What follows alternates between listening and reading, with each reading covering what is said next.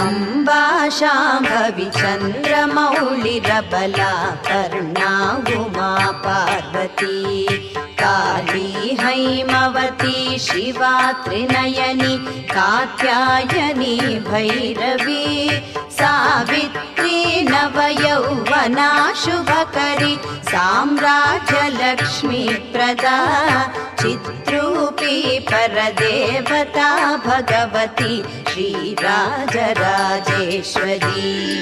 अम्बा मोहिनी देवता त्रिभुवनी आनन्दसन्दायिनी वाणी पल्लव पाणि वेणुमुरळी गानप्रिया लोलिनी